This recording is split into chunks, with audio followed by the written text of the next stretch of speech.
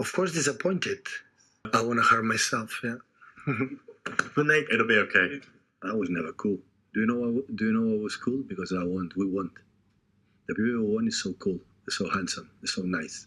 And when you don't win, it's completely the opposite. But it's the same.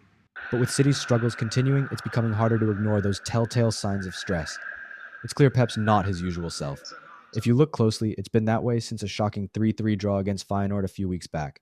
Normally, Pep would be all about courage and solidarity after a tough loss, but this time, it's different. It's almost like he's accepting that there are things he can't control anymore.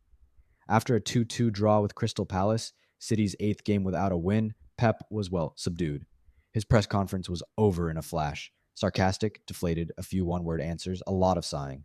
When asked about the game, he simply shrugged. So, what's really going on with Pep? No one did 4 Premier Leagues in a row. That's the reason why. Leif Gunnar Smerud is a psychologist with years of experience in coaching and performance.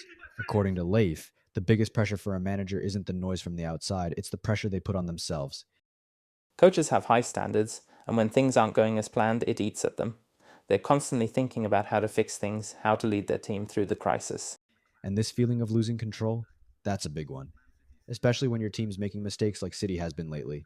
In the last few games, there have been individual errors leading to goals, defensive slip-ups, poor passes, and it's clear Pep is frustrated.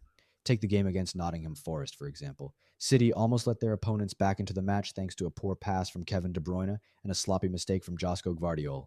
And you can see Pep's frustration, turning away, sighing, throwing his hands up in disbelief. When you feel like you've got control, but then everything slips away, that frustration can be overwhelming. Then there was Feyenoord, arguably the lowest point of City's season. Pep walked into that press conference with visible scratches on his face, and when asked about them, he said he did it to himself. With my finger here, with my nail.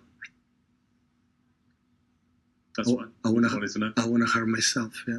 Good night. It'll be okay. Was it a sign of stress? Maybe, but Leif urges us to be careful with making assumptions. And let's not forget the drama surrounding Pep's comments about his City legacy. Ahead of the Crystal Palace game, he had to deal with some tricky questions about accusations from Jose Mourinho about his trophies not being clean. You could see Pep getting agitated, trying to shut it down quickly. When the pressure's on, Pep's reactions can be intense, and that's totally normal. Leif points out that it's human nature to show frustration when things aren't going well. We need to remember that even the greatest managers are still just people. They're competitive, they have pride, and that can lead to some fiery reactions. That's part of what drives their success. So what does all this mean for Pep? Is he losing control? Has he lost the room? Leif doesn't think so. In fact, he believes Pep's "this too shall pass" attitude, his calm acceptance of things outside his control, might just be the key to keeping his focus through this rough patch. After all, this is the same man who revolutionized football. And sure, things aren't going perfectly right now, but that doesn't mean the Pep we know is gone for good. The road ahead won't be easy for Pep and City, but don't be too quick to write them off. I remember many people say, yeah, he wins, because it's Barcelona with Leo Messi and the other ones, has to prove in England. Okay. We did it. If you found this video insightful, please make sure to like, subscribe, and help us cut through the noise on topics that you are interested in.